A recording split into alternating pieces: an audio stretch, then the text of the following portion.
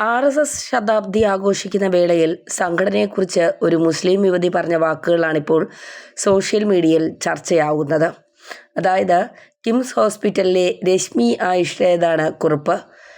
ആയിഷ പറയുന്നത് ഇങ്ങനെയാണ്: RSSന് 100 വയസ്സ് തികയുമ്പോൾ ജന്മം കൊണ്ട് ഇസ്ലാമായ ഞാൻ മനസ്സിലാക്കിയ RSS എന്ന പ്രസ്ഥാനം വളരെ ഭീതിയോടെ മുസ്ലിം സമുദായത്തെ മുഴുവൻ ഇല്ലായ്മ ചെയ്യാനും നാടുകടത്താനും വേണ്ടി ഉണ്ടായ സംഘടന എന്ന ഭയപ്പാടോടെ, വെറുപ്പോടെ ഒരു 10 വർഷം മുൻപ് വരെ സംഘത്തെക്കുറിച്ച് കേട്ടറിവ് മാത്രമുള്ള സമയത്ത് ഒരിക്കൽ ഒരു RSSകാരൻ എൻ്റെ ഹോസ്പിറ്റലിൽ അദ്ദേഹത്തിൻ്റെ സുഹൃത്തിൻ്റെ ഒരു ചികിത്സയ്ക്കായി എത്തുന്നു.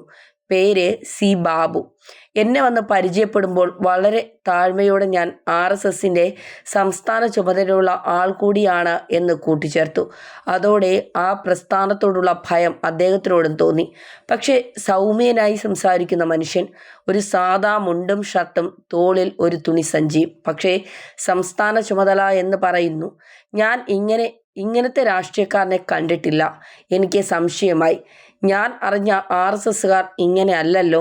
അദ്ദേഹത്തോട്, സാർ, താങ്കളുടെ RSS ഞങ്ങളെ മുഴുവൻ പാകിസ്ഥാനിലേക്ക് പറഞ്ഞു വിടുമോ? ആ ചോദ്യം കേട്ടതും എൻ്റെ മുഖത്തു നോക്കി അദ്ദേഹം പൊട്ടിച്ചിരിച്ചു. എന്നിട്ട് എന്നേക്കാൾ ഒരുപാട് പ്രായമുള്ള അദ്ദേഹം എൻ്റെ മുഖത്തു നോക്കി, ചേച്ചി, താങ്കളെ ആരോ വല്ലാതെ തെറ്റിദ്ധരിപ്പിച്ചിട്ടുണ്ട്. ഞങ്ങൾക്ക് നിങ്ങളെയൊക്കെ സഹോദരങ്ങളാണ്.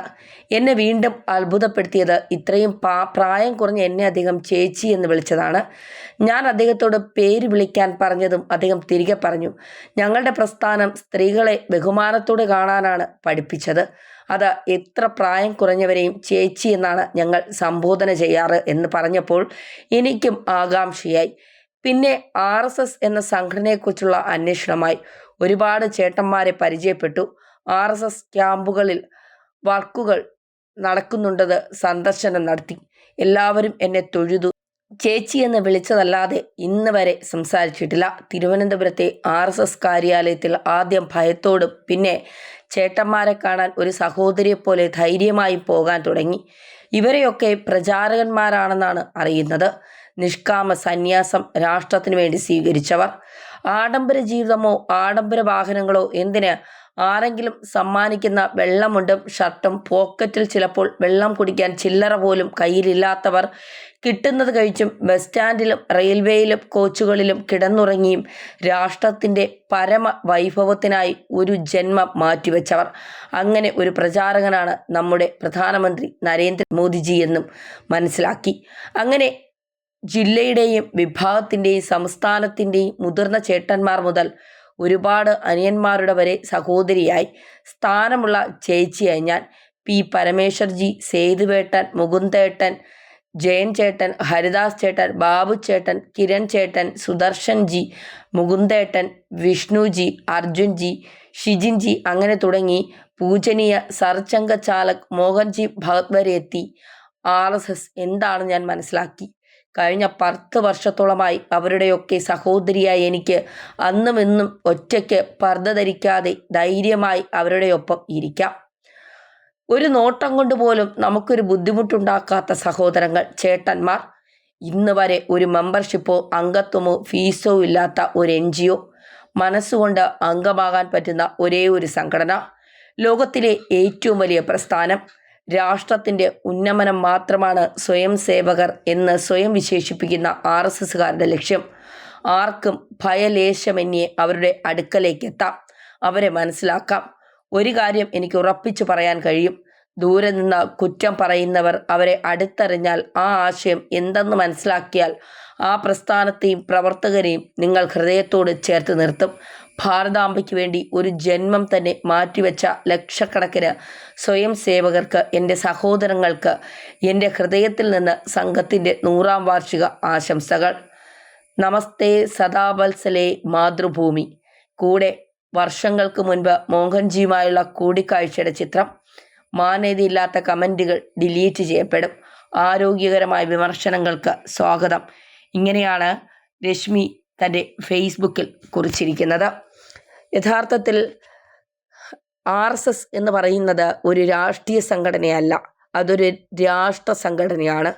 സ്വയം സേവക് സംഘ്, രാഷ്ട്രത്തിന് വേണ്ടി സ്വയം സേവിക്കാനിറങ്ങുന്ന കുറേ ആളുകളുടെ സംഘം. അതാണ് സ്വാതന്ത്ര്യ സമരത്തിൽ പോലും പങ്കാളികളായ RSSകാർ.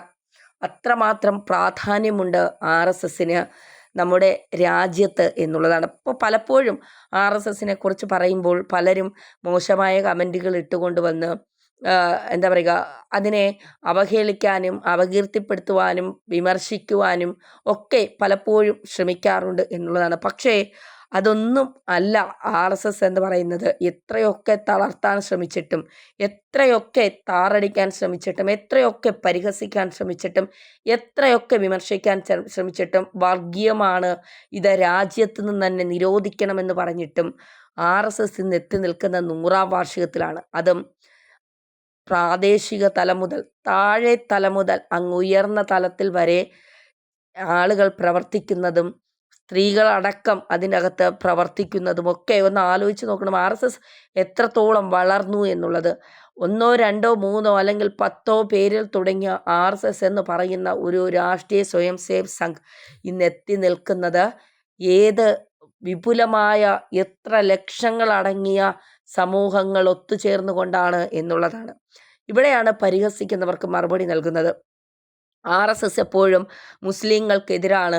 RSS മുസ്ലിങ്ങളെ രാജ്യം കടത്തും. RSS ഇന്ത്യയെ ഒരു ഹിന്ദു രാഷ്ട്രമാക്കി മാറ്റാൻ ശ്രമിക്കുകയാണ് എന്നൊക്കെ പറഞ്ഞുകൊണ്ട് പലരും RSS എന്താണെന്നോ, RSSനെ കുറിച്ച് RSSൻ്റെ ആശയം എന്താണെന്നോ, അവരുടെ ആശയം എങ്ങനെയാണ് അവർ പ്രകടിപ്പിക്കുന്നതെന്നോ ഇതൊന്നും മനസ്സിലാക്കാത്ത കുറേ എണ്ണം RSSനെ എവിടെയൊക്കെ ഇരുന്ന് വിമർശിക്കും. പക്ഷേ അതൊരു പാർട്ടിയല്ല എന്നെങ്കിലും മനസ്സിലാക്കാൻ വിവരമുള്ള കുറേ ആളുകൾ ഇവിടെയുണ്ട്. പക്ഷേ അതിപ്പോഴും ഒരു പാർട്ടിയാണ്, RSS എന്ന് പറയുന്നത് ഒരു പാർട്ടിയാണ് എന്ന് പറഞ്ഞ് മുഖം തിരിക്കുന്ന പലരെയും നമുക്ക് കാണാം.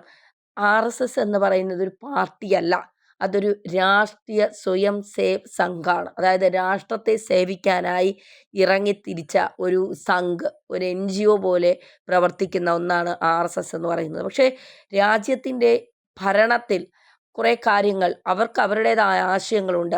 നമ്മുടെ പ്രധാനമന്ത്രി നരേന്ദ്രമോദി, അദ്ദേഹം ഒരു RSSകാരനാണ്. ഒരു RSSകാരൻ പ്രവർത്തിച്ചിരുന്നത് എങ്ങനെയാണ്? വായിൽ സ്വർണ്ണക്കരണ്ടിയുമായി ജനിച്ച ആളല്ല ഒരു RSS പ്രവർത്തകൻ എന്ന് പറയുന്നത്.